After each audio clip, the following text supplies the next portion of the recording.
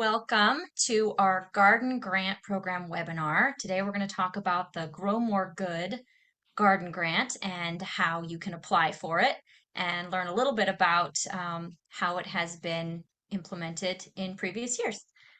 So I'm very excited to welcome you all here today. We're going to go ahead and go to that next slide. So this webinar series is a collaboration between NHSA, the Scott's Miracle-Gro Foundation, and KidsGardening.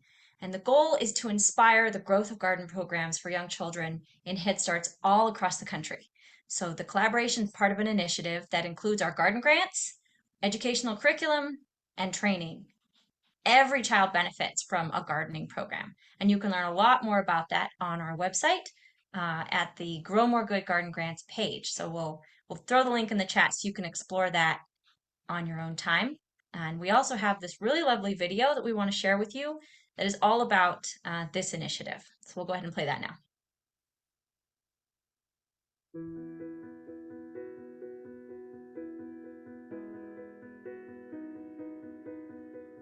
Every child deserves to grow up healthy and strong, to feel empowered to dream big. But not every child is able to feel secure in this world. What if we gave children a safe space where they could let their curiosity grow? What if we could empower them to know where their food comes from, to get outside and get their hands dirty, to plant a seed and watch it grow, and to learn that a little bit of teamwork can really make something come to life? Gardens are improving young lives all across America by giving children the knowledge to grow something greater. The Scott's Miracle-Gro Foundation's partnership with the National Head Start Association will give children the opportunity, maybe even for the first time, to pluck tomatoes and green beans straight from the vine and taste for themselves that learning doesn't just happen in the classroom.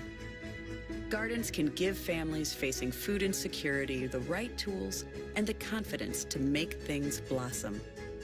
When we partner together, we can build a new future for children and their communities.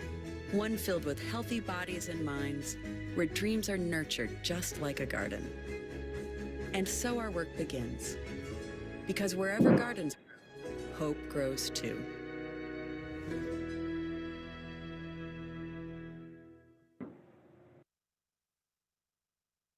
Okay, I hope that got you all excited about doing some gardening in your program. So as that video mentioned, our partner in this effort is the Scott's Miracle-Gro Foundation. And the foundation believes that current and future generations deserve access to gardens and green spaces, clean water resources, and the dream of a better future. And they're working to spark positive social and environmental change and cultivate good in our communities and in our Head Start programs. Next slide.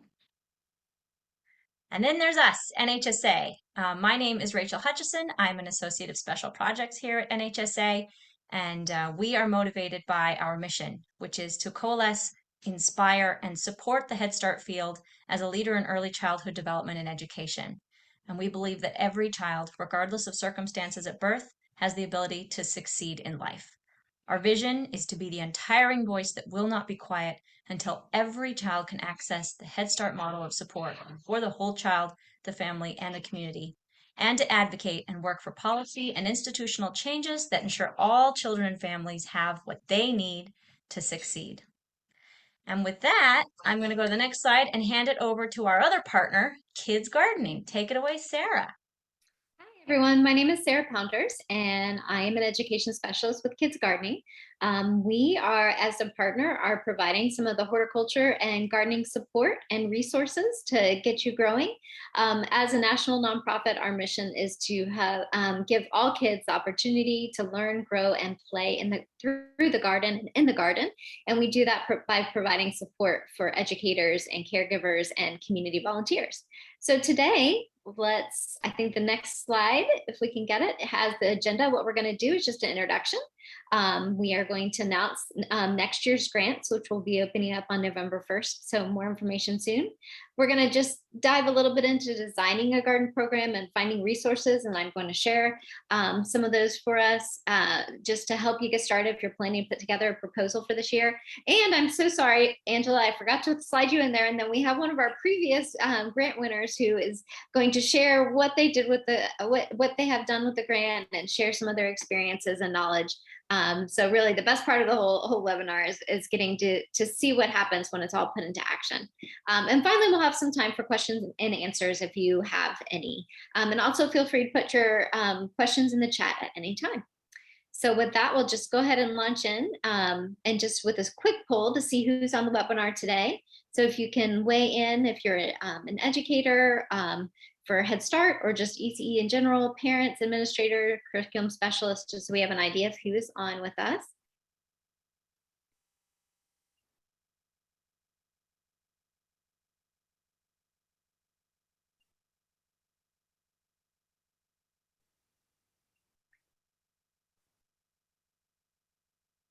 And looks like we've just got a mix of folks, administrators and parents coming in, a couple educators.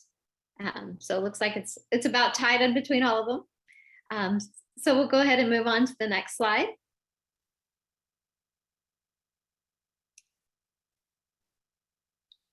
So we kind of already went through some of the background behind the partnership, and that is to work together to really help gardens get into Head Start centers and communities across the country, and to inspire a lifelong love of gardening in all. Next slide. So in 2023, there will be grants between $2,500 and $5,000 for a total of $50,000 in grant funding. And this funding is available for new and existing garden programs. And it's also available for outdoor green spaces too. So very broad in the description of what can apply. And we're going to go through some of those things in a minute. Next slide. So it will open, as I mentioned, on November 1st for the application. And then the deadline is December 15th. And then winners will be announced early in 2023. And it will be available on that website. Next slide. So what does it mean if you are a grant winner? What kind of requirements will you need to meet? You will need to attend an orientation in late January or early February, depending on the time, and just make sure to get all of the background information. You will need to follow through on the plans that you proposed. You will need to conduct a community build day, and that it can be very flexible in what it looks like, and attendance and that kind of thing, depending on you know what you are currently, the situation and circumstances you have currently at your site. And then at the end, to follow up, you will need to have a report at the end, just sharing what was accomplished and how you saw everything through. So not too many requirements on that. Next slide. So poll number 2 is just, we're kind of curious to see how many people are planning to attend how many people are planning to apply for that at this time. So if you want to weigh in on whether you plan to apply this year.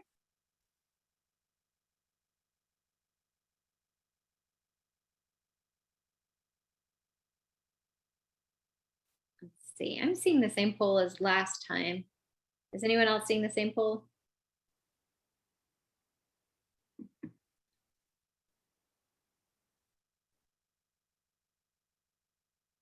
Should we just skip the poll? Yeah, if we can just skip the poll, it's not launching. It keeps wanting to share the results from the last one. Okay, we'll just skip the poll. Okay, skip the poll. We can put your answers in chat. Yep, you can put your answers in chat and let us know. Next slide then. I think the next slide is a poll too, so we can just skip that one also. It's basically just trying to see if people are already gardening, but that's all right. We'll just skip that. So what I wanted to do is just provide everybody with a little bit of background and resources to help you get started if you're planning on putting together a proposal for the grant program this year. So just kind of if you're getting started. So next slide. So the thing to keep in mind about early childhood gardens is that they can come in all different shapes and sizes. So although you might close your eyes and have a picture of what you think the garden should look like, it really can be very flexible based on what resources you have available, the locations you have available, how you want to fit it into your curriculum. So there's not a one size fits all garden. We're not going to be able to hand you a garden plan and say, this is what you need, because not every program needs the same thing. The real key is to pulling a great garden program together is to spend a lot of time planning, to get a lot of people on board and to get them excited about getting the garden growing, and then plan some more. When you think you've planned enough, plan a little bit more, and then actually dig in. Make sure that your garden is always connected with your other educational goals, your family goals, your community goals, because you don't want it to be an addition to your day. You want it to be something that fits seamlessly into all the other things that you're trying to accomplish. And if we had one tip to share, it's always to start small, dream big, but start small. I can't tell you how many times I say that. It's so true. But as you start small, you get confidence and you start to gather the support, and then it gives you the power to expand later, and always to be flexible. So a youth garden is just any space that is filled with plants and you can use to engage kids in gardening and plant-based educational activities. So next slide. And I kind of distinguish that from a garden program, which is actually the vehicle that you're using to teach in the garden. So those are those are the actual activities that you're doing, the lesson plans you're doing, and they complement each other. You can, in fact, be a gardening classroom without having a traditional garden, just by implementing plant-based activities throughout the year. So next slide. And as we mentioned, it can also, your proposal can also include green spaces and natural playscapes. And so that's kind of a broader definition where you have natural materials that the kids are able to manipulate. You might be a space that you can provide gardening activities like places to dig and water. And also it's just places for the kids to get out and enjoy nature and get in touch with their local environment. Next slide.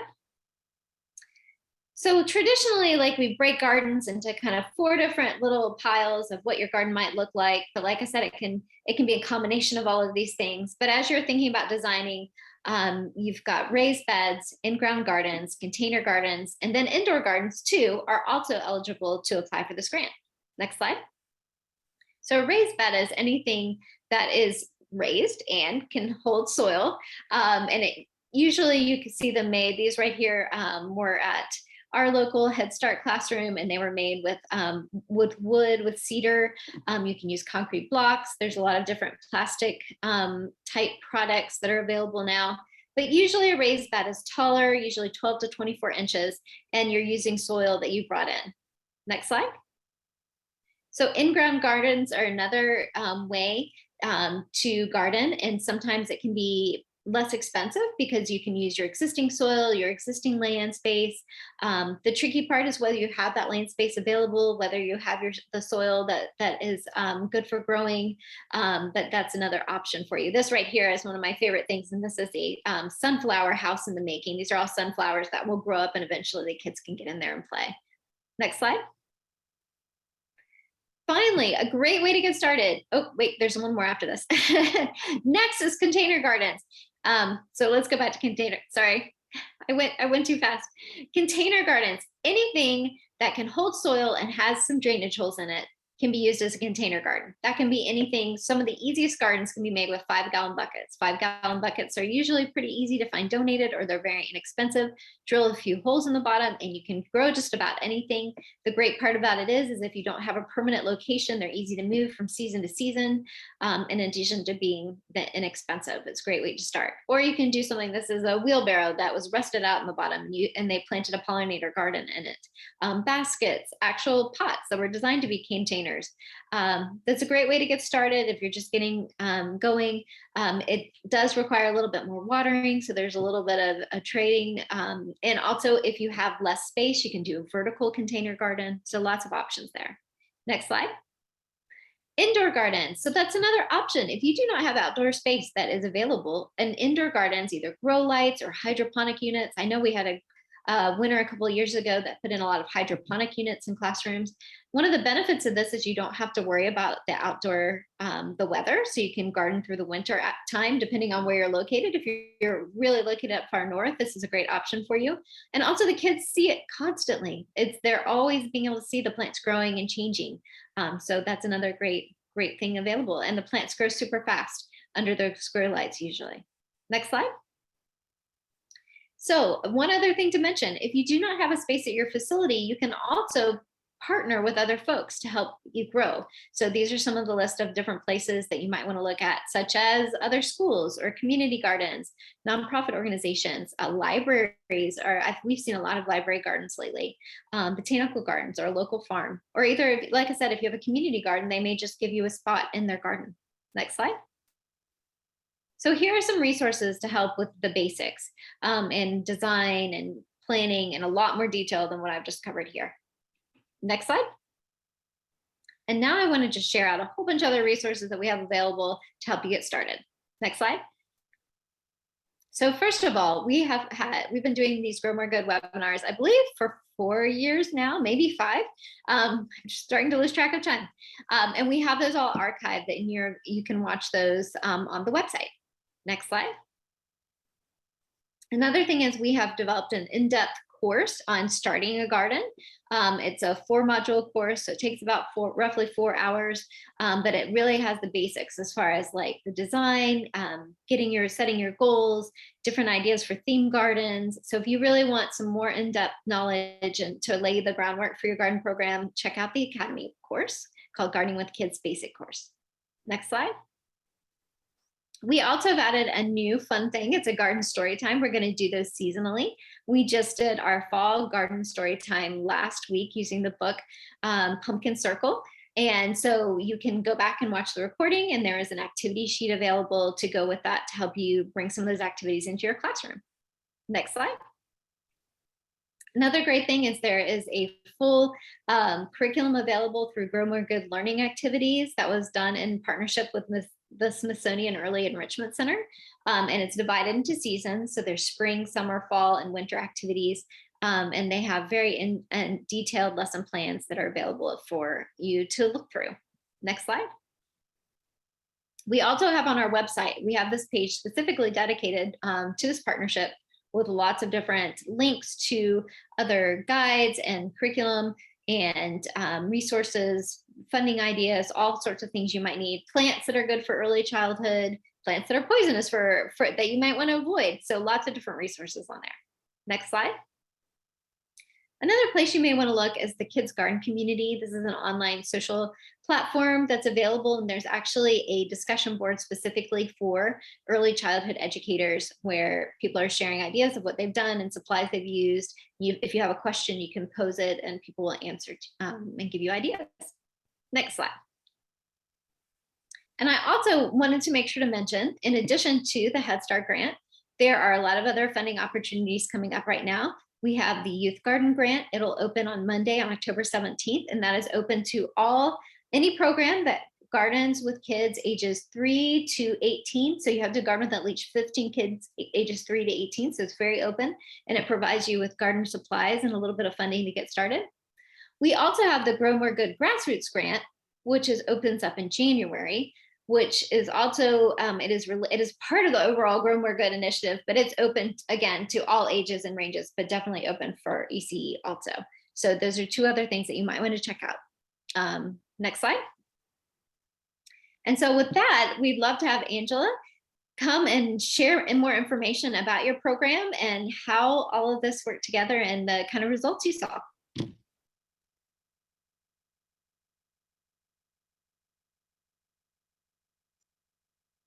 Angela, I think we're having trouble with your sound. What about now? There you go. Can you hear me now?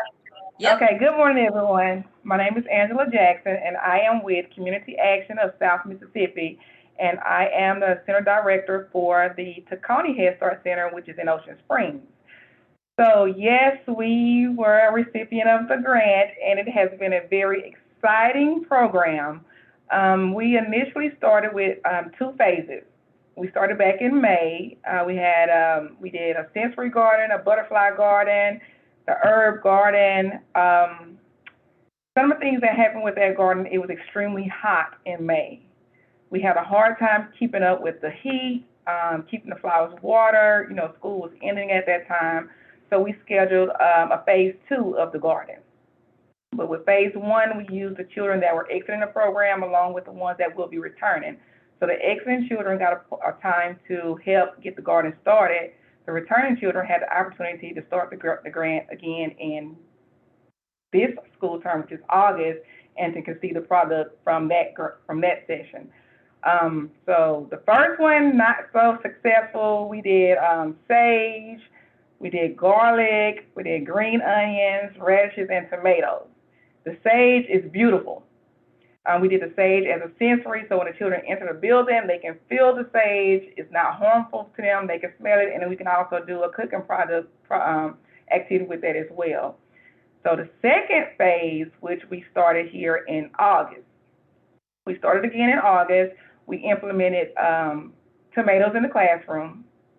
We did a build day on September 13th, which we incorporated community health, which was Singing River Electric Power Association. We had a PhD biologist here to help us along the process.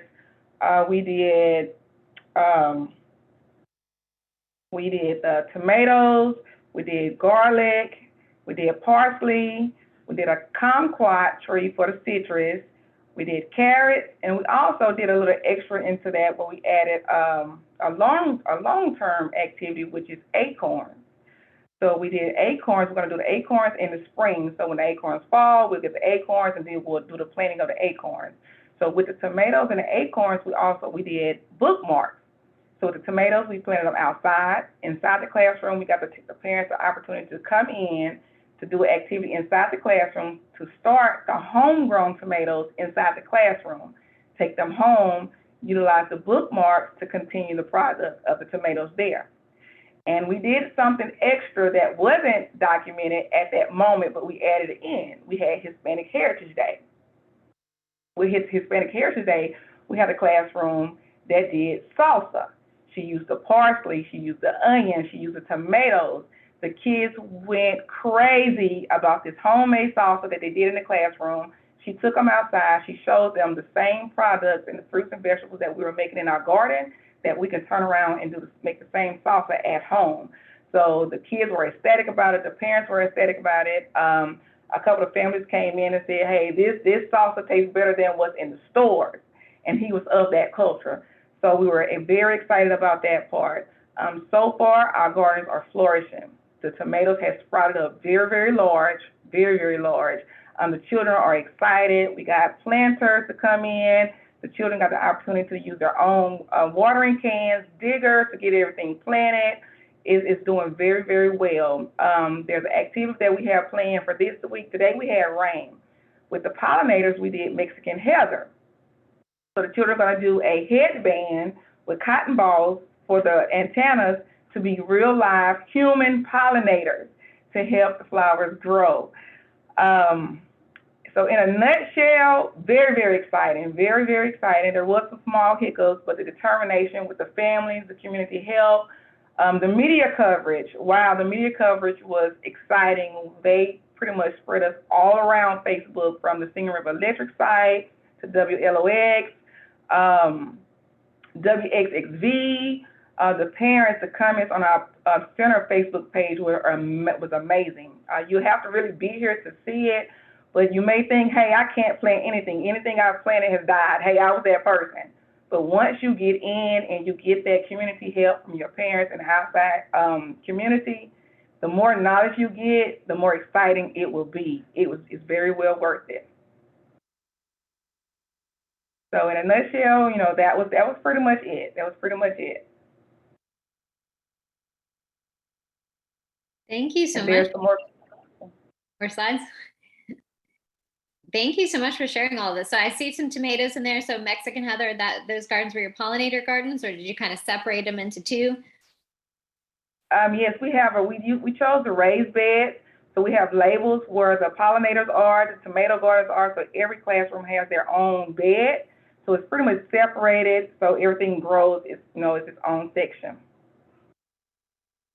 That looks like a lot of fun. It looks like you guys had a blast. And great, very important. You had a little bit of hiccup in the spring, and you just tried again in the fall.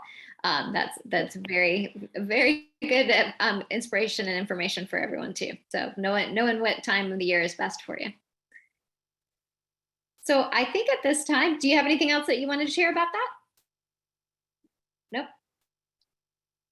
So at this time, well, I'm not sure if will our poll work, or should we skip the poll again? We can skip again, or people can Okay. put their answers in the chat. In the chat. So I guess I believe next up we were just going to take some time if anyone had any questions for us about the process, or either for Rachel as far as NHSA about applying, or any garden questions from me or from Angela from her site. Does anyone have any questions today? There was one question, Sarah, about the actual application, like what kind of information is required so they can start gathering. Is that one you want to take, or do you want me to? I probably, you probably know, I don't know if you're planning to change it at all this year. So have you seen the application for this year? There will be no major changes. So if you've applied before, it'll be the same. And you'll be asked to talk a little bit about what your plan is for the garden. So as Sarah mentioned, you want to make sure that you have a plan in place. You want to tie it back to how it's going to play out in your classroom, and then also how it's going to benefit your community. So if you're going to be, making salsa, or if you're going to be providing food to a food bank as you start growing things, or if it's going to be a sensory garden for everyone, but especially for those who maybe are like high anxiety, or who need means of helping themselves relax. Whatever your plan is, just prepare to share it with us in as much detail as you have. But if you're not entirely sure, that's okay too. We just want to know that you've got a plan in place and you've got people around to help you execute. And as Sarah said, the simpler, the better, so that you can follow through. And if you find a hiccup in the spring, you'll still be able to roll with it in the fall. So give yourself some flexibility. Great question.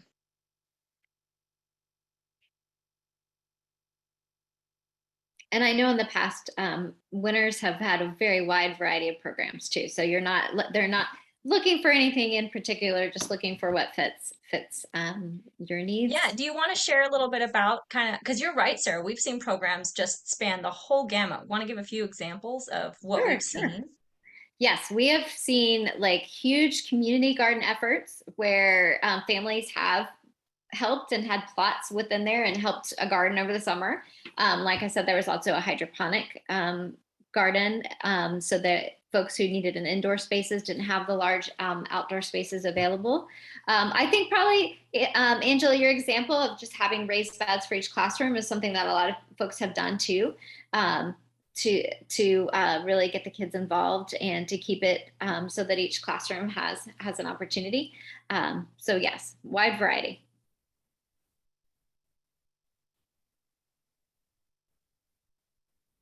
And any other questions? If not, I'm sure that we can close for today. And then if anyone does have questions, email for more information. So remember that the applications will open on November 1st and they will be due on December 15th. And I believe that's it. Thank you guys for joining us today. And thank you, Angela, so much for coming on and sharing your experiences. Thank you, Angela. That was amazing. We hope to see all your applications. Bye, everybody.